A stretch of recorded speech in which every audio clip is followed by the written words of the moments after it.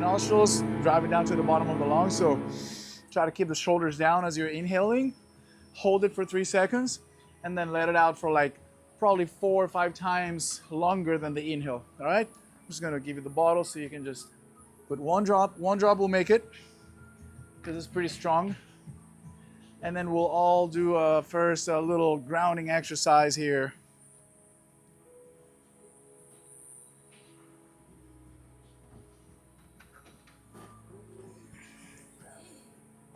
Matt, how are you? Good. Good to see you guys. I'm gonna put a yoga block here. We're gonna use this in a little while.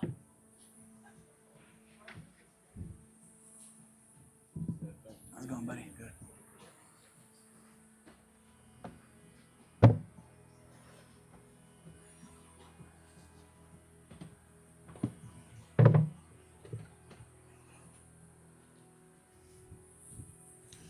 Put that bottle here. Thanks, bro.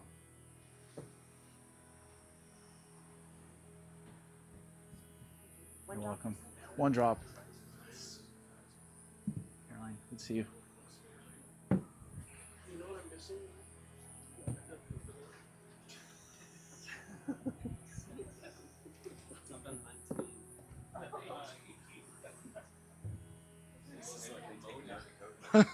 Very strong.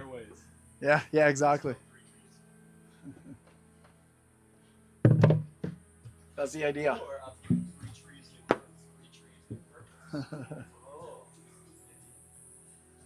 So the idea for this first exercise is just to pay attention to the breath. Any form of conscious breath is good because we are putting our attention in the most vital element for our survival.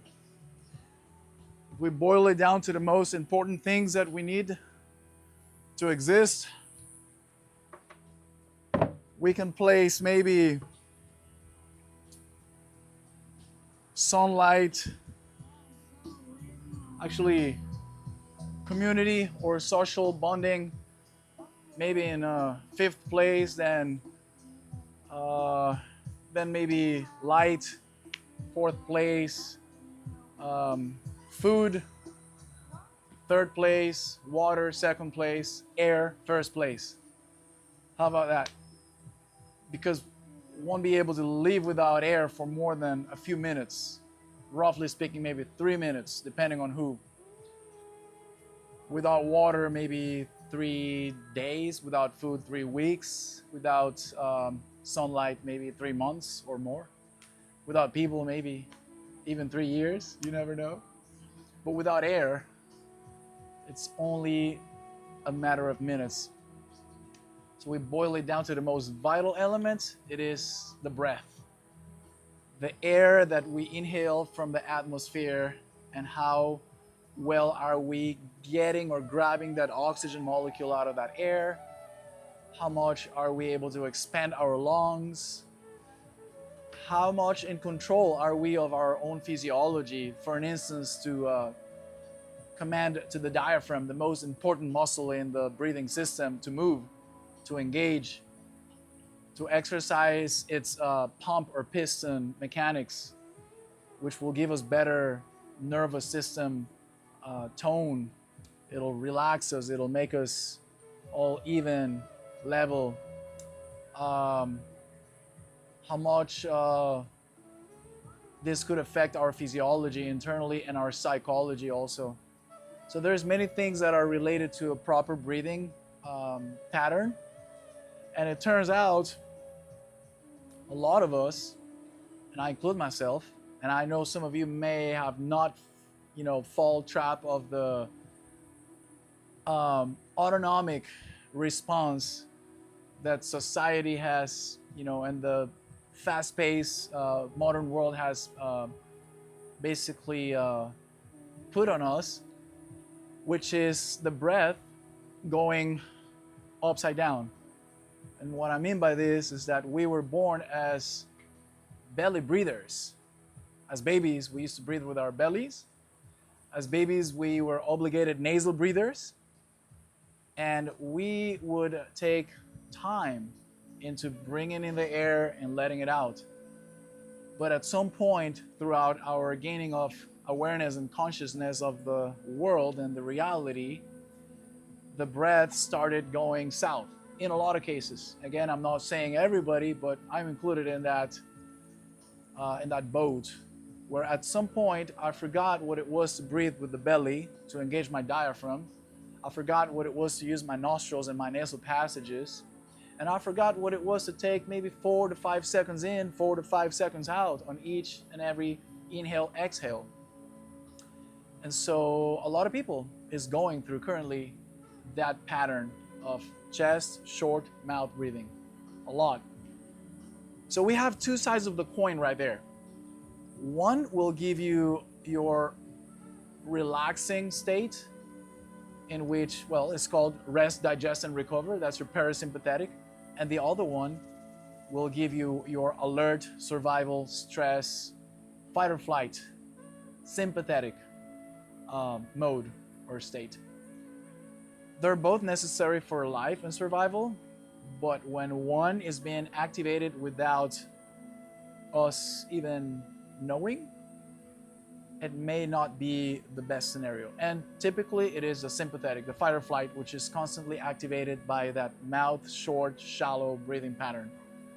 And so one of the takeaways, or the main takeaway for this class, is to, in case you've noticed that either is sporadic or maybe something more embedded, if you've noticed that you catch yourself often breathing short, breathing with your mouth, and breathing up here a lot, then this workshop will probably bring some new horizons to explore. And let's say it'll help you to reclaim and be aware, more so of the patterns of breathing that will do good to us. All right, this is just a foreword, okay? We're gonna do isolation of 3 different areas of breathing. This will be your belly, your ribs, and your chest, colloquially speaking. More technically speaking, it'll be your diaphragm, your intercostals, the muscles in between your ribs, and then your accessory muscles of breathing. This will be your traps, shoulders, neck, and chest a little bit, okay? This will be the ones that most likely, typically, people are using the most up here. Even if it's subtle, maybe not perceptible for the common eye, tiny activations, 20 to 25 times a day, 20 to 25,000 times per day. That's how much we breathe, how many times we breathe typically. It starts putting a little, putting a toll in your nervous system and even your muscle tension, if you will. Okay, so guys, we are starting with one breath hold, okay? And then we're finishing with another breath hold. Our practice is going to be started and finished by breath holds. And breath holding is a good indicator on, number one, how good are we to be able to sit or lay still within our own skin and just be tranquil, be at peace and just chill, just like remove everything and be in the present moment. And number two, how strong are we physiologically speaking to cope with higher levels of CO2 in our bloodstream? So it'll speak about both qualities, okay? The mental and the physical, and how resilient we are. And it'll definitely strengthen those two. It'll make you stronger physically and psychologically. Holding the breath, believe it or not. Plus, the first phase of a breath hold, when done voluntarily, deliberately, will definitely bring you into a more relaxed state because of a mechanism of self-preservation. When you hold your breath, your heart starts slowing down. So you enter bradycardia just by holding your breath.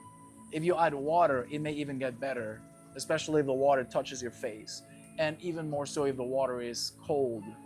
We'll get a chance to do those breath holds on water with our face touching the water at the pool training on Thursday. Although I don't promise that it's going to be cold at all. It's probably going to be warm, but it is water. And that is part of a reflex we all have. It's called the mammalian diving reflex, or marine mammal instinct is another name, and for short, dive reflex. Okay. Marine mammals, when they go underwater, unless they're being chased or they're chasing something, their heart rate slows down because they're holding their breath. So it is a mechanism of self-preservation. Same thing happens with us. Okay, so the first phase of your breath hold should be relaxing, and you should hold on to that sensation and just make it last as much as possible. Through what? Through mindset, through visualization techniques of you doing, the best wave of the week, or maybe if there is a sport that really moves you, or an art form, hobby, sport. It could be anything. It could be like cooking a beautiful meal, that's hearty, that's delicious, nutritious. It could be you dancing, or mastering this move at a given, again, hobby, art form, sport. You can visualize vividly yourself doing that amazing version of yourselves. You can count numbers slowly. You can run a body scanner from head to toes and just disengage every single muscle in your body. Just become very aware of your body. Those are all techniques for breath holding, okay? So I hope you can just use them and play with them, just so time goes by without you having to think about it, okay? So without further ado, this is how we're gonna do our breath hold. Everybody is going to lay comfortably on your backs. You can probably use the bolsters. On the second breath hold later on, I'm gonna remove the bolster, so you're gonna be like totally neutral laying. And I'm gonna count down from 10. When I get to 1, exactly at number 1, everybody takes, whether it's mouth or nasal inhale, depending on what you feel like. Some people sometimes have deviated septums or obstruction.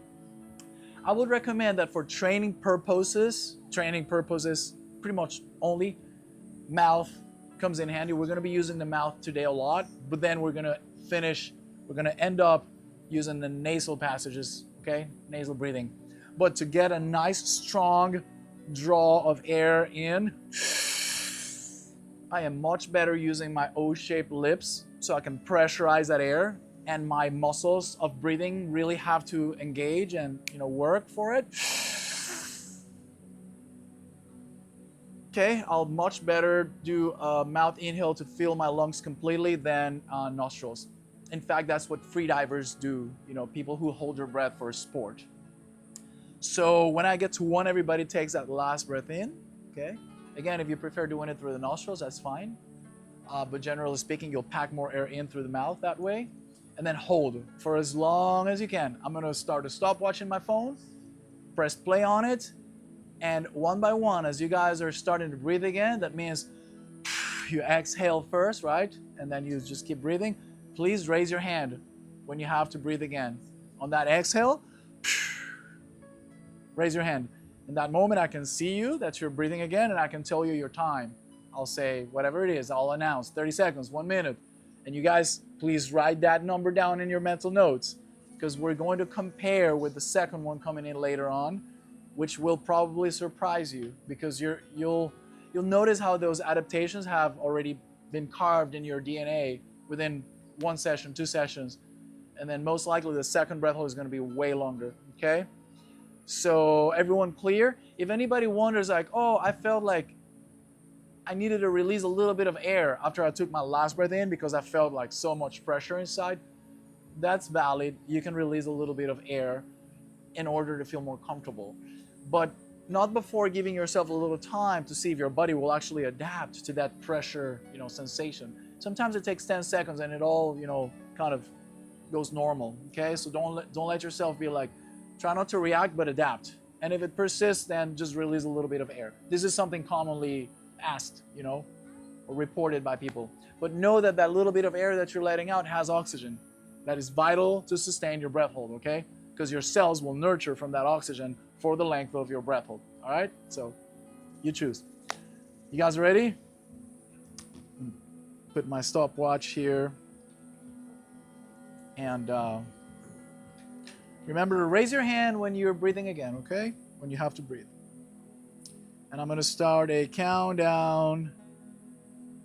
I'm going to start a countdown at 10, 9, 8, 7, 6, 5, 4, 3, 2, ready? 1. Off we go.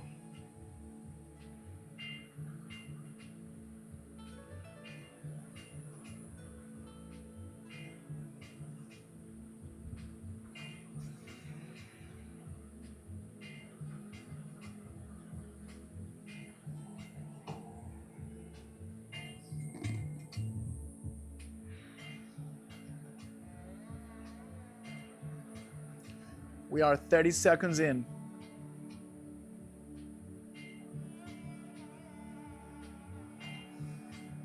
That was 35. That was 38. Breathe, breathe, breathe, breathe. Those who are breathing, move a lot of air. That was 43.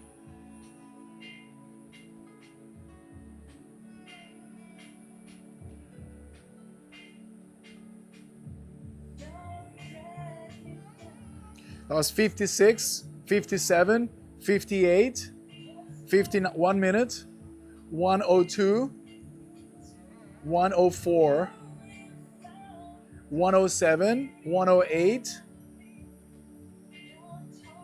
Good. Breathe, breathe. Breathe. We are heading towards the 130 mark in a few seconds. We'll be there.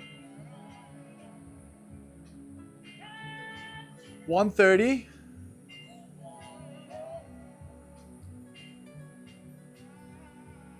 And that was 137.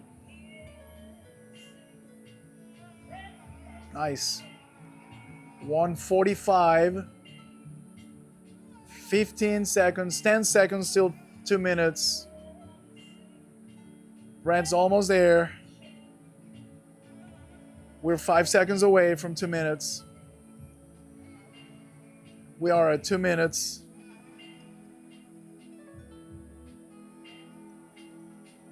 And we're still holding. A couple of people still holding.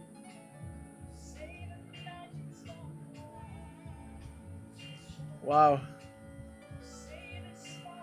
I can see diaphragmatic contractions, which is something very nice and positive. That was 225, Brent. Very nice. And I believe everybody by now is breathing, because it's hard to get to 225 in the very first one. I think everybody is breathing by now, right? Please don't kill me if somebody's still holding. Okay, great. Good job, everybody. Can you just review that time? You remember it? Yeah? You have it written down? Okay, excellent.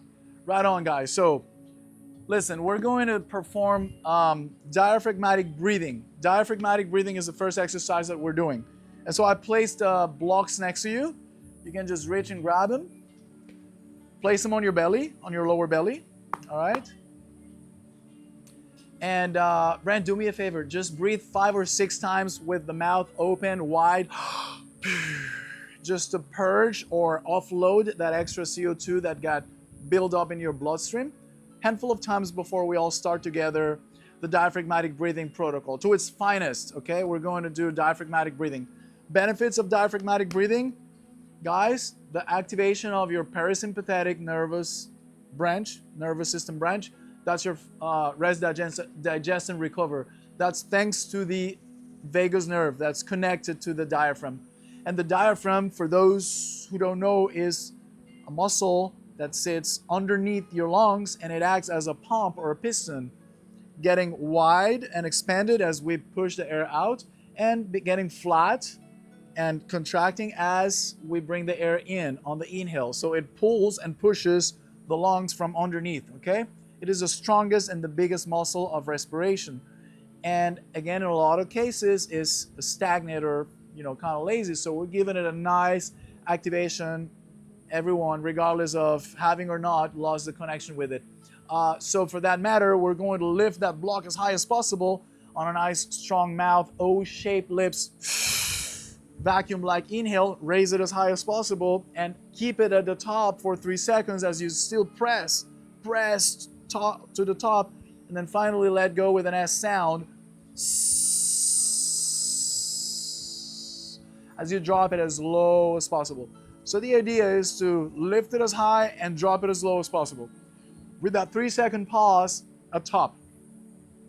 As you're holding at top on those 3 seconds, you can always tighten your perineal muscle, the one in between the legs, as if you're holding, waiting to get to the restroom, okay?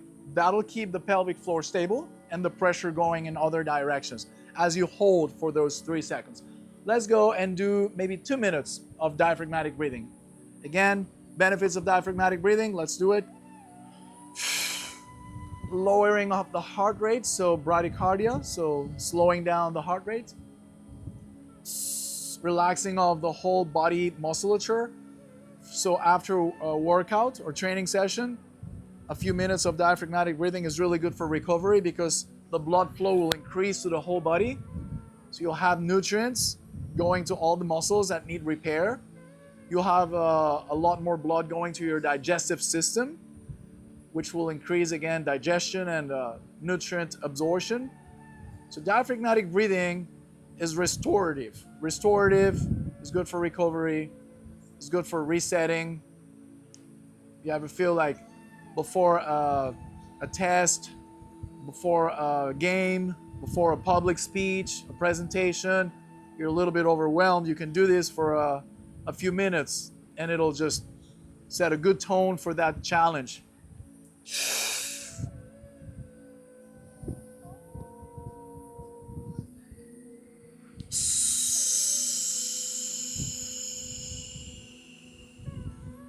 Plus, diaphragmatic breathing will help to do lymphatic drainage throughout the organs, and it'll massage the organs, basically. It'll help fascia tissue around the abdominal area, the ribs, to become more relaxed and fulfill its role. There's many benefits: neuromuscular control, etc.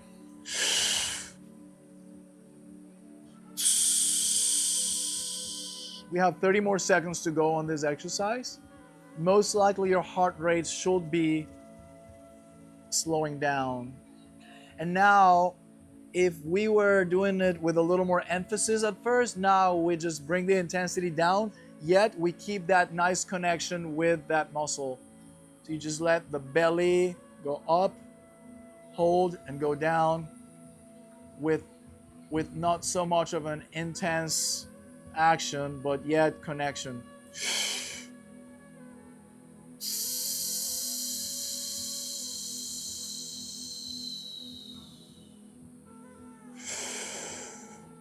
We're good, guys. Okay, we can just set those blocks next to us. I will explain briefly. We can actually go back to sitting position because we are working in teams of 2 now. Right after, I'll explain something about the musculature of the breathing system.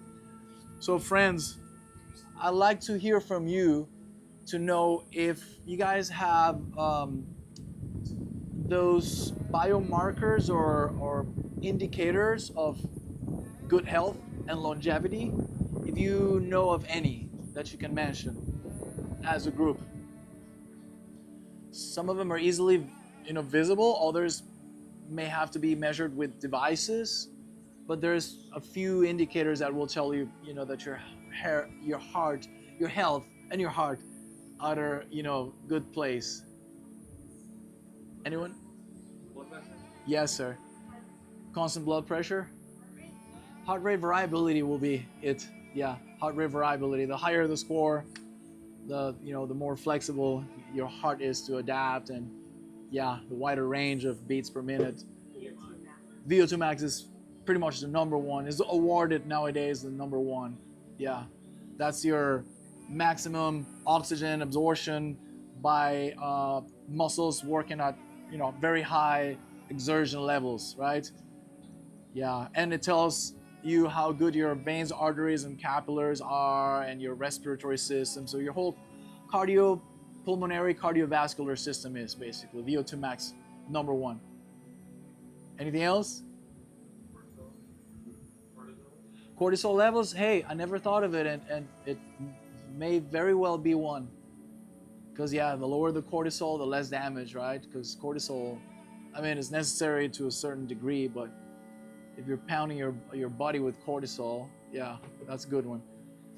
Then we have grip strength. Grip strength is a big one nowadays. Glute strength also. What else? There's other stuff like mobility, like functional movement screening. There's this test that you take to see how well your joints are in terms of mobility. And there's tests like the sitting standing test without placing your hands and stuff like that. And there's a few other complementary things. But one big one that we're working on as we speak is lung capacity. Lung capacity. All right. And your lung capacity not only is your lung volume per se, but how connected are you to the muscles of respiration? Because I always like to talk about how your lungs are not muscles. Your lungs are organs, and they serve as containers. Containers / treatment plants for gas exchange, right? That's where the oxygen comes in and it gets diffused throughout the body, delivered, and how CO2 goes out on the exhale, right?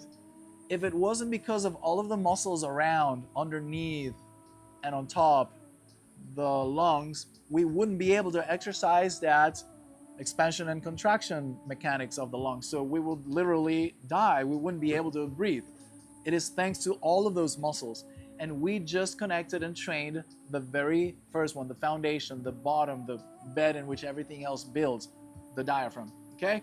So if your respiratory muscles are in good shape, you'll be less prone to even get like respiratory illnesses, because a lot of those happens because of a lack of motion and stagnation, and lack of oxygenation and diffusion, okay? Like closed alveoli, Now, knowing how to keep a nice positive pressure in the lungs will help you to bring in more oxygen into your cells and function better. All right, so let's keep going to the top, the mid section right here. This is your lateral breathing muscles. It'll also be felt back, but mostly sideways. These are your in between the ribs muscles. This will contract and they'll just expand your rib cage, and then they'll also squeeze, so you get more volume going sideways and back. Intercostal muscles, 2 layers, 1 layer for inspiratory and 1 layer for expiratory, so to bring the air in and just squeeze it out. By the way, as you guys, if we rewind a minute into this conversation, as you guys were dropping that block as deep as possible, you are also activating expiratory muscles that are key, that are your obliques and your abdominal, your rectus abdominis, okay? These are expiratory. These will squeeze in the air out, if you will. And so by doing conscious breathing exercises, you can also get some ab workout without even knowing. Okay, so guys, we're gonna pick a buddy, a partner, and we are going to press firmly from behind onto those ribs. So you just place your hands where you feel the ribs. It'll be most likely looking like this, okay? Like this. And just press firmly from behind inwards, okay? And so you guys breathing now, you'll keep the belly in and you'll keep the shoulders down. You can kind of hunch over a little bit and inhale into this area. So just by keeping your belly in and keeping your shoulders from going up, you'll be automatically forcing or driving the air to that center area. It's gonna look, if I did it on my own, it's gonna look like this.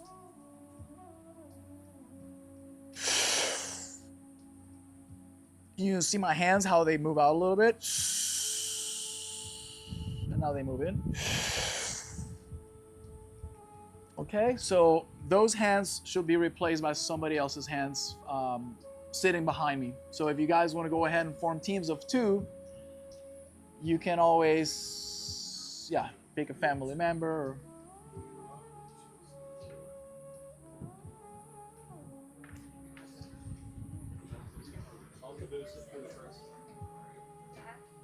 So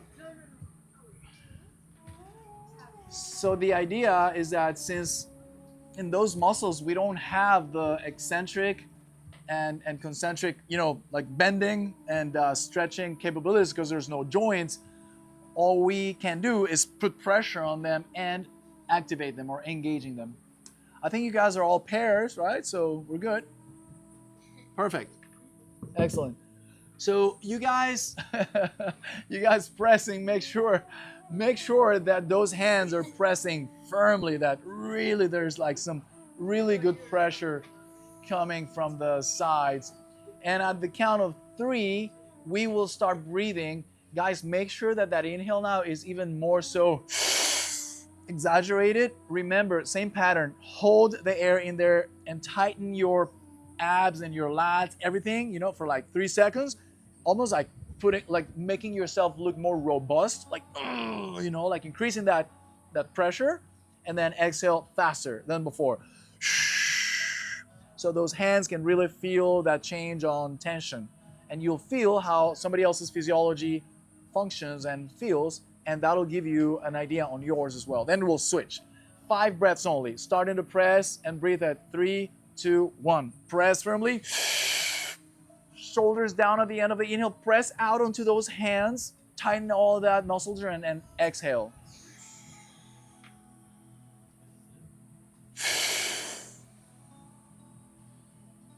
Press out. Exhale.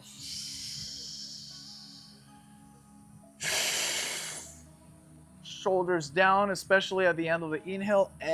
Expand sideways and then exhale. Maybe you can move your hands back a tiny bit. And then press. Okay. I guess 1 or 2 more breaths, right? Guys, keep on pressing firmly. Let those arms actually feel that tension. Most likely be felt on the deltoids. And that's it. Okay? If we keep it for too long, it's going to cause a strain in our shoulders. Okay, good.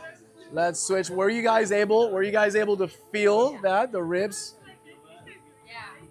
Yeah? Were you guys able to feel those ribs activating and moving, like those muscles? Okay, great. Okay, great. Okay, don't press yet until everyone is in position. Again, guys, it's very important to clarify, to review the concept of those muscles are super important, because it is because of them that we're able to breathe, right? And so oftentimes we want to, have big biceps and the quads and traps, but how about these muscles, right? We want to train them the same way we train every other muscle in the body, the diaphragm, the intercostals, okay? Especially these 2 that we're going through. All right, hands in place, press firmly, 3, 2, 1.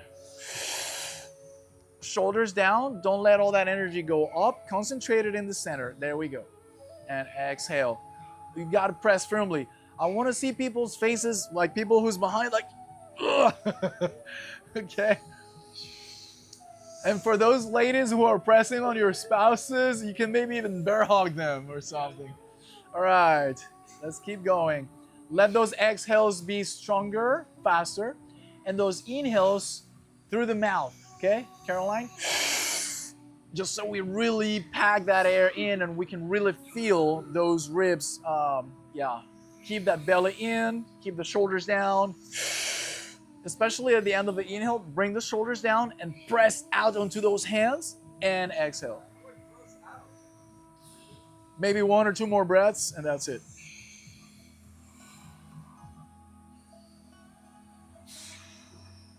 Good job, guys. That's it. So we have gone through we have gone through.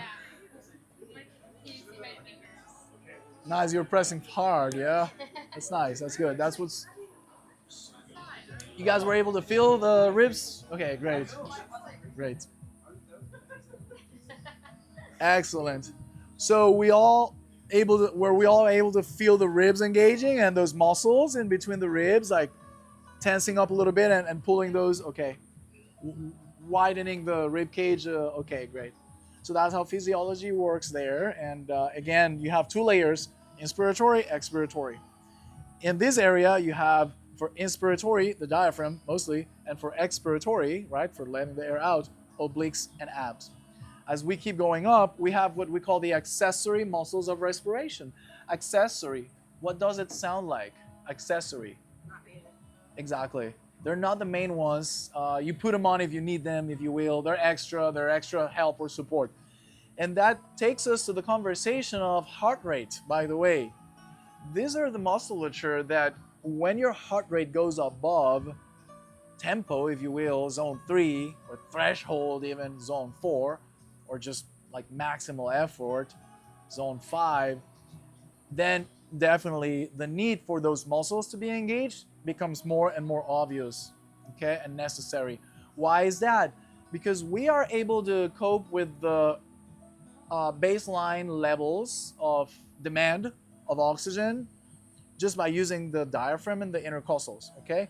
But as we need more air to come in, that's when we put them on. Accessory muscles, these are your pectoral minor, trapezius, I believe major and minor, or anterior and posterior, if I'm not wrong, Spanish, English. However, like it goes from all the way to the upper back to like, like right here. So trapezius, some deltoid, and neck muscles such as the sternocleidomastoid and the scalenes. Okay, so all of this, these are the muscles that will help you to shrug your shoulders up, and tilt the head back, and all that. Okay, so we are exaggerating those now. We're just expanding, more and more that top of the lungs. So visualize this top area as, you see the top of the lungs like mountains, and you're just grabbing those tops through ribs that are attached to tissues, and those tissues will pull, those surrounding tissues of the lungs will pull by those ribs coming up, will pull the top of the lungs upwards. So you'll expand the lungs upwards. You'll gain more space to bring in more air. Does that make sense if you visualize it that way? Same as in the bottom with the diaphragm, what we did at first was to expand the lungs, pull them downwards. Now we're pulling them upwards. So as we did with the intercostals, we're pulling them sideways and back. So all in all, we are just using all of that musculature to enhance the capabilities of the lungs to get more air in. More lung volume, better as well, because there's more oxygen in that air. So it's going to look and sound like this. I can always place my dominant hand on the upper, like on the chest. And my non-dominant just makes sure that my belly stays in place. It doesn't like protrude anymore. It's not the area we're working with. And it's going to look and sound like this. See, at the end of the inhale, I drop my shoulders and I roll them back. So I puff up my chest. 3 seconds always on that, pressing out, and then exhale. Okay? Same breathing pattern, different area. Ready? 3, 2, 1. Drop shoulders, roll them back, so puff up your chest as you hold. Feel that nice pressure in your chest, and exhale slowly. Let's go for 4 more breaths. Drop shoulders, roll them back.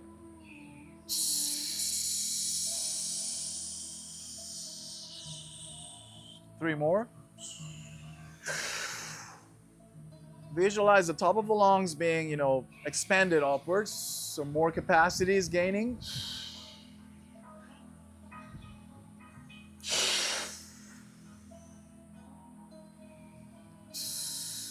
One more.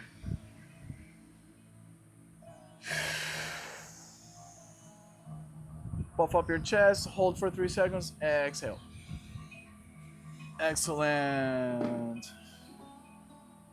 Okay, how do you feel? A little lightheaded? Sometimes people feel lightheaded after this last one because it is getting a little closer to the brain, and so there's receptors for pressure in the neck that kind of sends the change in tension. All right, guys, so what we're going to do now is we have isolated each of the 3 areas. We're going to put them all together into one deep breath. It's like a wave, okay? It goes from the bottom to the top. So again, the premise for this workshop and the takeaways are slowing down the breath, running it through the nostrils, which is what we're going to end up doing, and working in the proper order. Belly first, then ribs, then chest if we need it. This will be the 3 colloquial names for those areas. We want to be more technical. It'll be diaphragm, intercostal, and accessory, okay? Again, accessory is our least used one because it's really when we're exercising that we engage it, okay? But we're going to practice it. We're going to put them all together because we're going to be also bringing a lot of awareness to it. So even if you were to breathe with only this area, if you do it with expansion and awareness, it may even gravitate more towards the rest, digest, and recover instead of a fight or flight, which is usually what this area is related to. That's why when we exercise, right, we need to have that adrenaline kicking in, and so everything kind of moves faster and stronger. But again, if we use this with more awareness and expansion, it may even be a tool for down regulation. But nothing beats belly and ribs for down regulation, and nothing beats the belly, especially the diaphragm. Okay. So, you guys are gonna do 5 of this. Let me just show you first, and then you guys can go ahead and lay, and 5 of this through the mouth, all mouth. And then we're transitioning to all nasal. So we're gonna just, shut the mouth and run the air only through the nostrils. But the point here is to watch the order and to try and keep it always like that. And so belly, ribs, and chest on the inhale, and on the exhale, I'm gonna leave the belly protruding towards the end. So it's the last area that I actually deflate. So it's gonna be 1, 2, 3 up, 1, 2, 3 down. Okay? Okay, here I go for I'm gonna do 2 rounds or 2 cycles.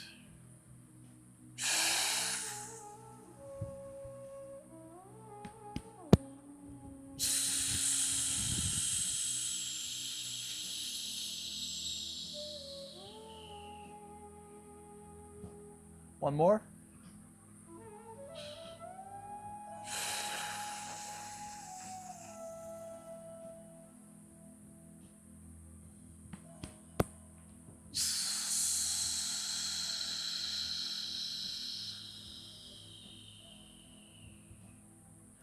Was it visibly noticeable? Like you can see okay.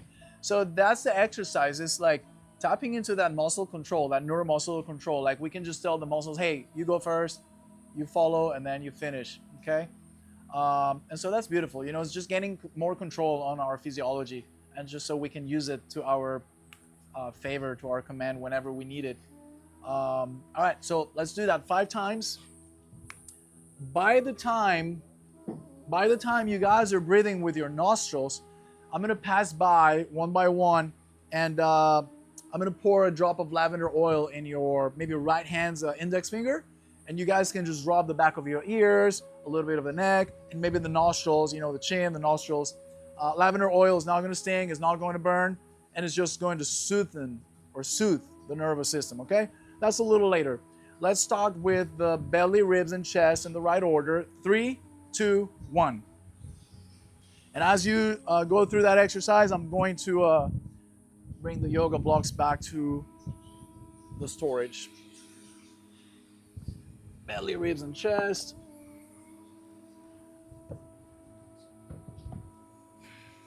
Great. Belly, ribs, and chest. Awareness, awareness, awareness.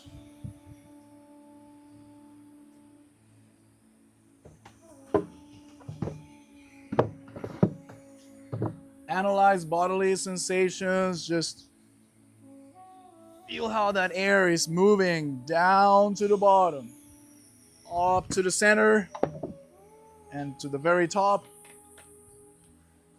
And keep protruding that belly on the exhale so it is the last thing that deflates.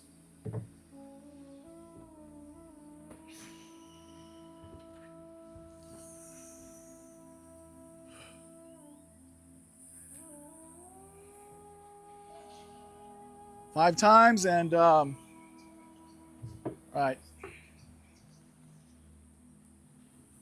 All right, boys, I'm gonna just drop a lavender drop in your right hand. Rub the back of your ears. Rub the back of your ears. Finish with some maybe neck and nostrils. Back of your ears, neck and nostrils. Here we go. All right, so this will help you to downregulate even more. Okay, back of your ears. Sorry.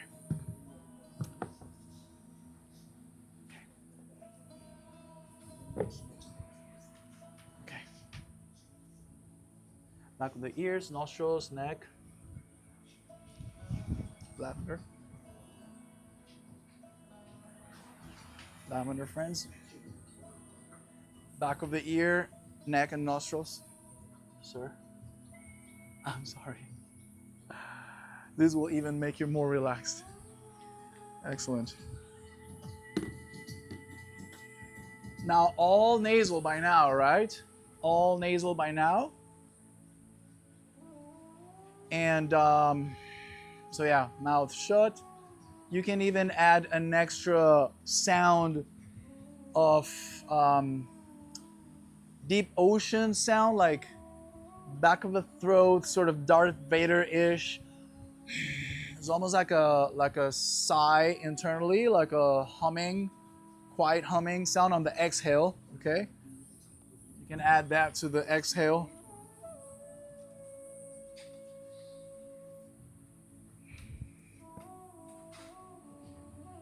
Let's do that for a little while, still keeping that awareness on the belly, ribs, and chest.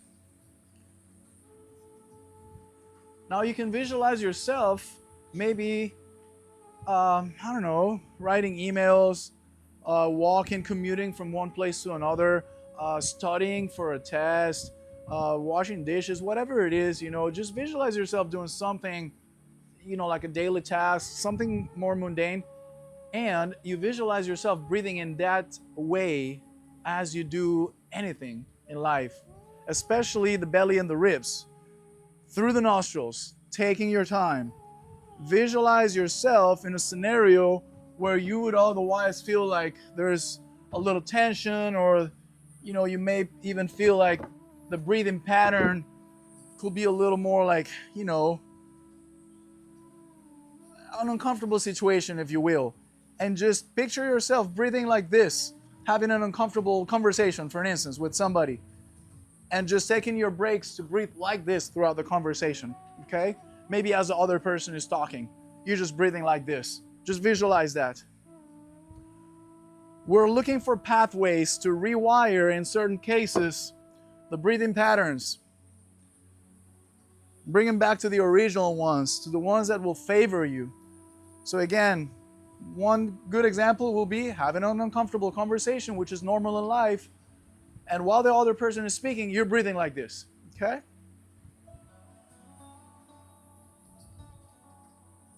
Awesome. Guys, we're heading towards the second and last breath hold, for which Shavasana pose, which is what I see most of you guys adopting, like that nice, relaxing, laying position, is probably what's best for a full body relaxation. The last breath in is going to be through the mouth. And I'm actually going to go, one by one and remove the bolsters. You don't have to move. Let me just pass by and I'll remove the bolster so you guys can be totally neutral, okay? You don't have to move. because we're trying to save oxygen and energy for your breath hold. I'm going to remove that bolster. I'm going to remove the bolster. Remove the bolster. You guys can be totally neutral. I'm going to remove that bolster. Thank you. All right. Remove the bolster, Carolyn. Okay. I'm going to remove that bolster. Thank you. So you guys are totally neutral. Thanks. In a little while, I'm going to start a countdown. Thank you, my friend. So you guys can prepare. I'm going to remove that bolster, bro. And remove this last one. Okay, let's together sigh 10 times as I count down. Guys, while you're holding your breath, visualize yourselves being the best version of yourselves in the beloved sport, art form, hobby that moves you, whatever it is. Mountain biking, swimming, dancing, it may be anything. Just look for something that moves you, that inspires you, and visualize yourself being the best at it. You can also run that body scanner from head to toes and just soften every tissue of the body. Just soften every muscle. Just let it disconnect. Okay? And you can also count seconds in your head slowly. And the mindset is the first phase of the breath hold. Hold on to that nice sensation of relaxation for as long as you can. And when discomfort kicks in, just let it be a mindset of resilience. Okay, discomfort is here to make me stronger. I'm going to stay with it for a little while. I'm not going to give up just like that. When the urge to breathe kicks in, I'm just going to stay with it. All right? That's how we create those adaptations, which makes us stronger. Friends, let's sigh now 10 times, starting now. Sigh with sound. With every sighing, there's more relaxation. Soften every muscle in your body, facial muscles, shoulders, chest, arms, hips, legs, feet, hands. A few more sighs, and I'm going to count down for that super deep inhale through the mouth. 10, 9, let's keep sighing. 8, 7, 6, 5, 4, 3, 2, ready? 1. Deepest inhale of your life. Full lung capacity, off we go. Start by running a body scanner from head to toes. Relax your facial muscles, your neck, your cheeks, your neck, your shoulders. Relax your arms. Fully relax your hips. Relax your thighs. Relax your calves, your feet, your hands. Good job, guys. 30 seconds in. Time is flying.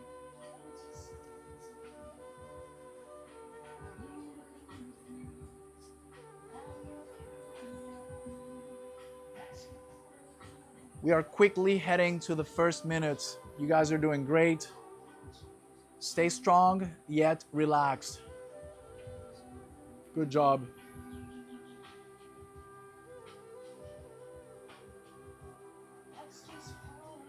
Beautiful. Good job, everybody.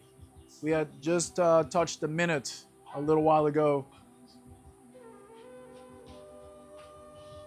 Awesome. You guys are strong. You got this.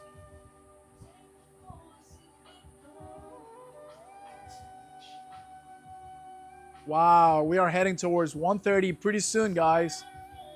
And this is 123, the two of you together. 126, 129. That was 130 pretty much. Amazing. 137, 138. Breathe, breathe, breathe. 137, 138. Better than before. And that is 148 and 150, friends. Almost 2 minutes. We are currently at 2 minutes sharp. Very nice. Breathe in and out through the mouth a handful of times. That was 206 and 207, ladies. Amazing. Move a lot of air, controlled hyperventilation through the mouth a handful of times. Wow, people, amazing. We are at 220 as we speak, and there is 3 of you still holding.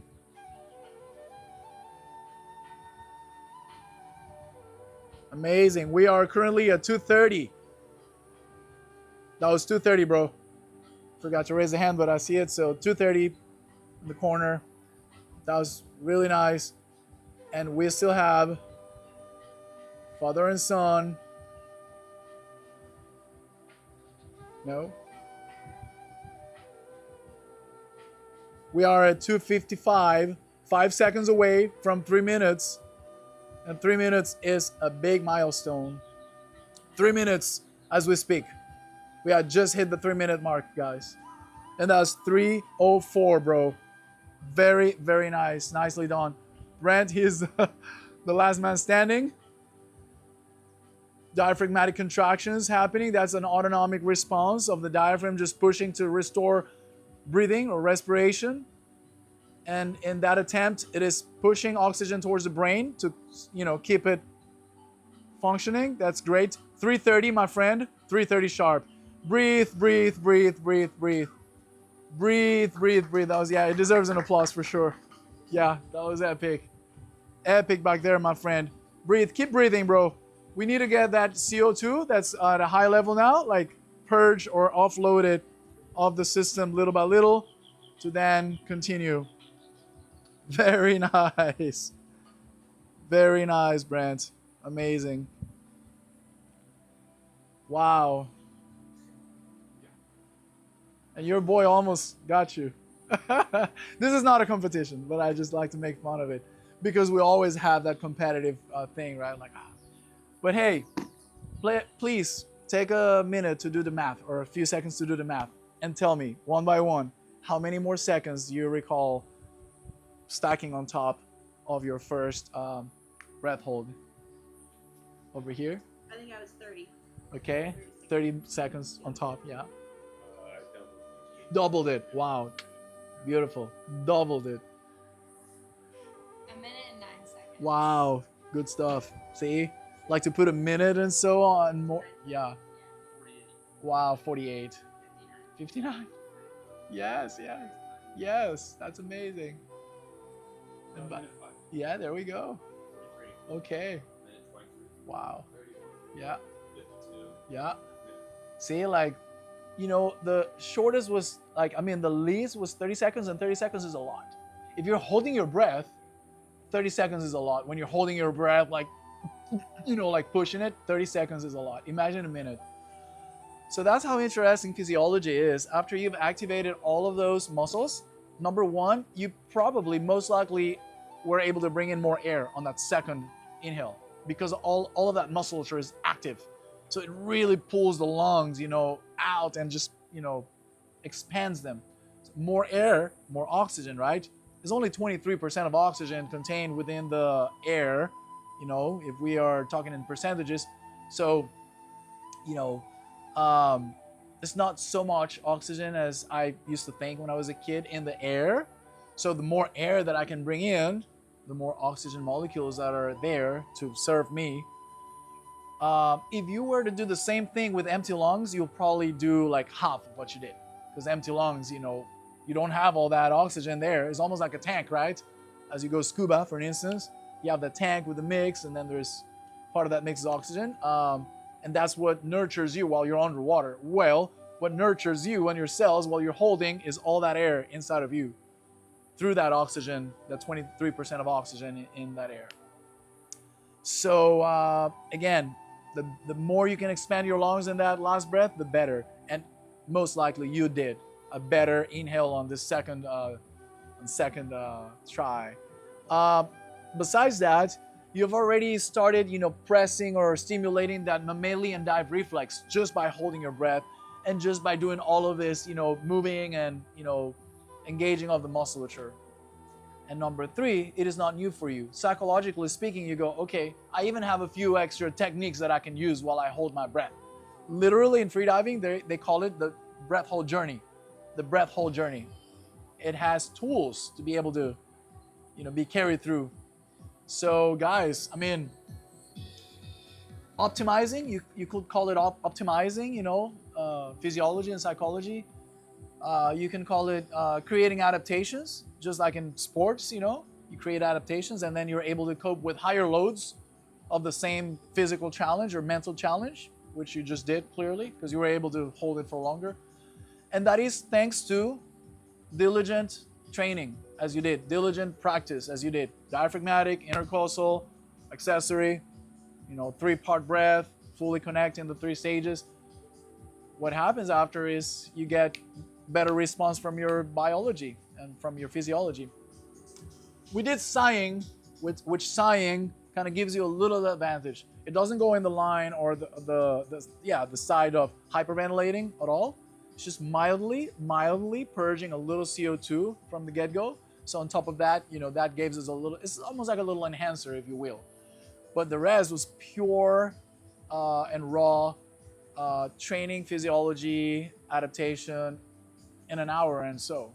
All right, so good job, guys. Thanks for engaging, especially the youngsters, because I know you guys are probably like, but you guys are very mature because this is kind of like geeky a little bit, it's a little bit nerdy at times. And so I always like to acknowledge, the youngest ones in the groups sticking, with the programming. All right, so to sum it all up, to summarize it all, if you guys want to bring home a 5-minute exercise, 7-minute on the most, on your own, you can just do 1 minute as a part of your morning routine. 1 minute the least, right? You can do 2 or 3, but 1 minute of belly breathing, maybe with your own hand if you don't have a yoga block, or maybe you have a heavy book around, or exercise lifting disc, weighted disc, something that's heavy, because again, the concept is to apply pressure on those muscles and then engage them, okay? But you can just place your hand and do 1 minute of belly. Just a little higher here just so you can visibly notice better. 1 minute of belly. 1 minute of intercostals on your own. 1 minute accessory. 1 minute 3-part, so full breath.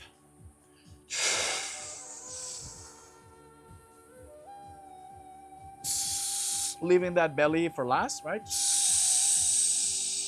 That's 4 minutes. 1, 2, 3, 4. And then maybe lay on your sofa, couch, bedroom, mat, carpet, anywhere that's flat and nice and safe. Prepare for a minute maybe, just like breathing diaphragmatically. Set your alarm, your stopwatch again. Take that nice deep breath in. Start it. And just go on your journey, on your travel, on your trip of breath hold, which is, it's like meditative, I like it. It's like meditative. You really have to remove everything and just try to find something to focus on that's good, that's favorable. It may be a minute, it may be 2 minutes, it may be 3. You never know, but push it. Push it a little bit. Feel that stimuli that the nervous system is going to get. And after you finish, make sure you breathe a handful of times with wide airway, mouth, deep in and out, so you purge or offload that extra CO2 that was built up in your bloodstream. And guys, you go out the door and you're a different person. If you were to place 2 athletes, I saw you took off today maybe on a run or something as I was getting here. I was going down to the training day. Cool. Well, see, that's why I'm saying that I see that people here is very active and they like to train. So if you're a competitive person like me, if you were to place an athlete that's a clone of you, like the same you, but on a starting line, but one version of you have paid attention and done some of this before the race or the match, and the other one hasn't, you can remain, everything else remains the same, but that the version of yourself who did the breath work and breath training, watch out, because it's probably going to cross that finish line first, even if it's for a few seconds. There's going to be more resilience throughout the whole thing, more adaptations. Guys, thank you so much. Not sure if you are by now. You're probably thinking of lunch and just getting prepared for surfing. We can be talking breath work and breath related for hours, but there's a limited time to encapsulate everything that this workshop brings. I recommend the book Breath, by the way, by James Nestor, U.S. Journalist that did an amazing masterpiece on, he just devoted himself to investigating all things related to breath. And that's, a must read in case the spark has been lit, with breath work and stuff like that. Breath by James Nestor is a good book. I started taping my mouth at night sometimes after I read his book, and I noticed changes, like less snoring and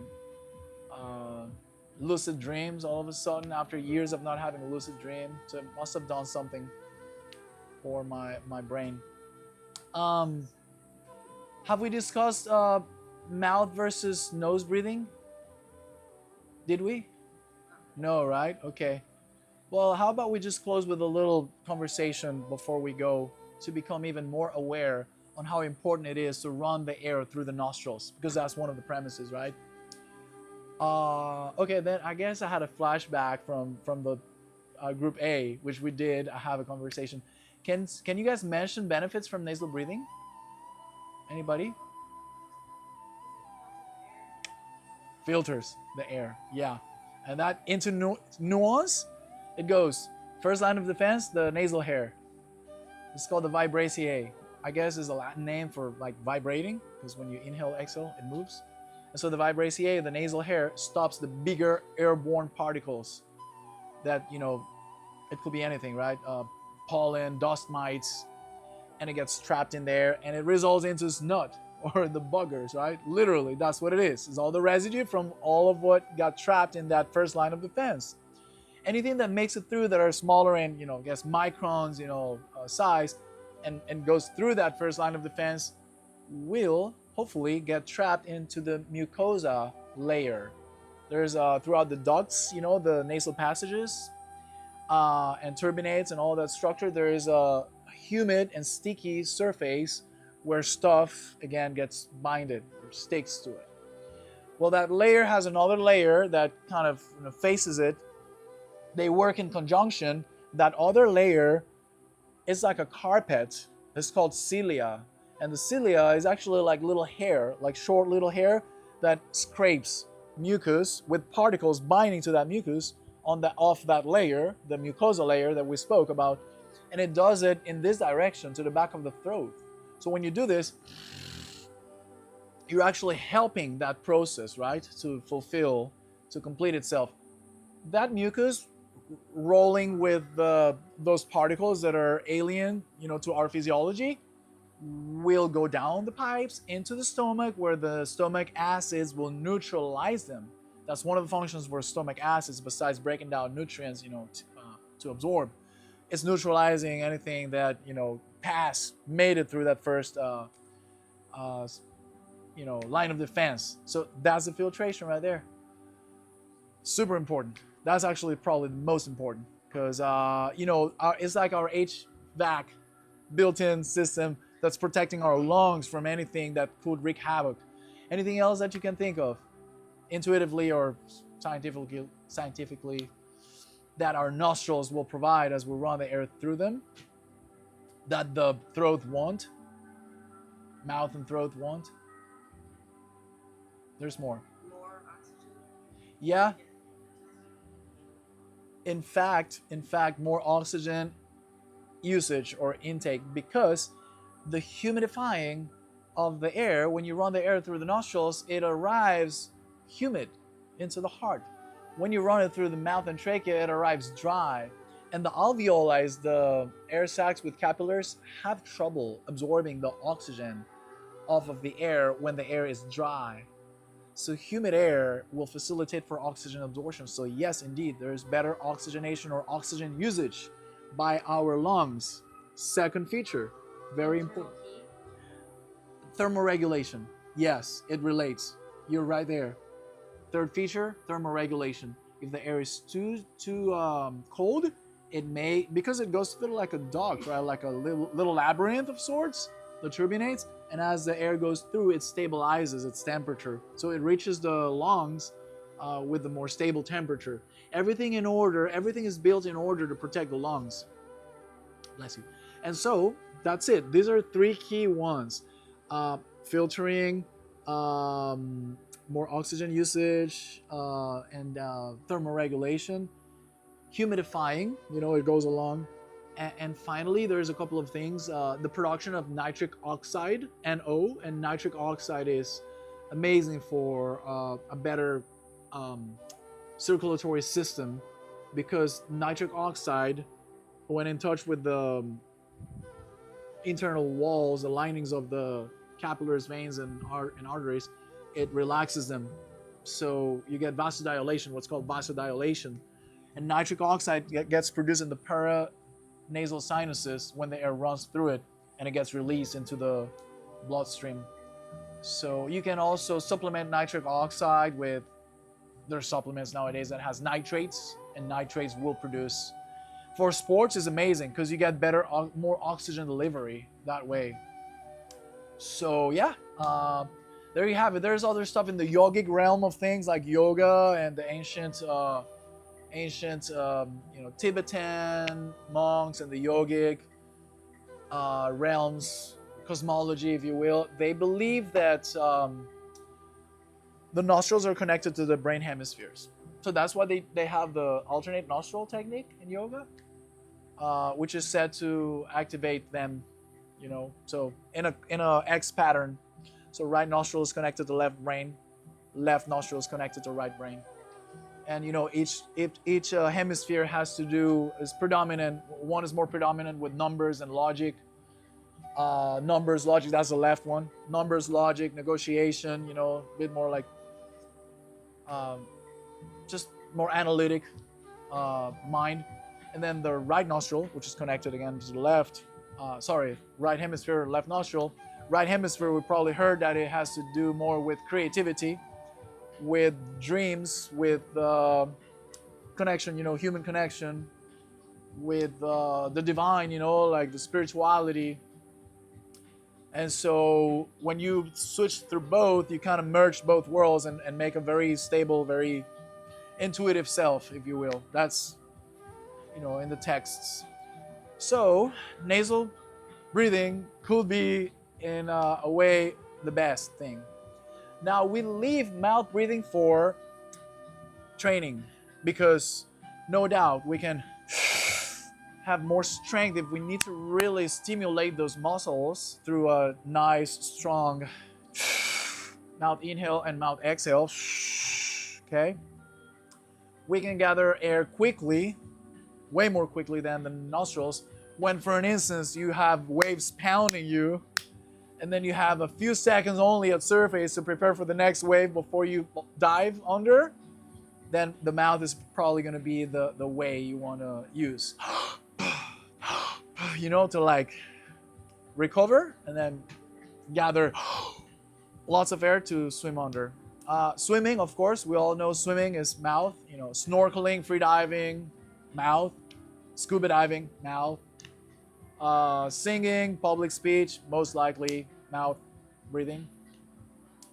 Although you can do your exceptions and breathe through the nose, and recovery. Like if you only have 30 seconds between like sprints, for instance, or high intensity interval training, and you have 30 seconds between series of high level demanding exercises that are short and really intense, that will get your heart rate like, through the roof. Then